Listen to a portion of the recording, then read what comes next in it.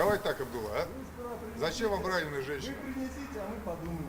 Террористы захватили в заложники спасателей прямо во время операции. По легенде учений, на территории завода произошло разрушение. Завалы разбирали, пострадавших искали уже второй день, как вдруг на объекте появились боевики. По итогам переговоров сотрудник Росгвардии убедился, что заложники живы. Несмотря на статус учения, расслаблять коллеги друг друга не дают.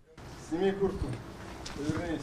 Всего спустя несколько минут террористов обезвредил СОБР. Обошлось без ранений и без единого выстрела. Человек, который ведет переговоры, самое главное – это сохранять спокойствие, иметь уверенный вид и убедить террористов, что вы человек, который имеет право отдавать распоряжения, которого все слушаются, и он здесь самый главный. Появление террористов во время спасательных работ – это отработка возможного сценария при работе за рубежом. Для проверки готовности к командировкам в другие страны сотрудников МЧС регулярно сталкивают с неожиданными ситуациями. Поиски пострадавших проходят по всему периметру обрушения. Главная особенность – спасателя заранее не знают их местонахождение. Вот лишь спустя сутки после начала операции погибших обнаружили в подвале здания. Ну, что-нибудь известно?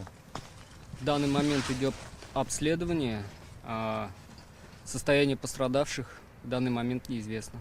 Занятие устроено так, что при неправильном выполнении различных упражнений спасатели тоже переходят в разряд пострадавших. И спасатели начинают оказывать помощь и спасают самих себя. Учения проходят в режиме 24/7. В ликвидации разрушения участвует почти полсотни человек. Масштаб позволяет отработать все варианты развития событий при спасении, а значит быть готовым ко всему. Салават Ахмадуллин, Игорь Романов, ТНВ, Казань.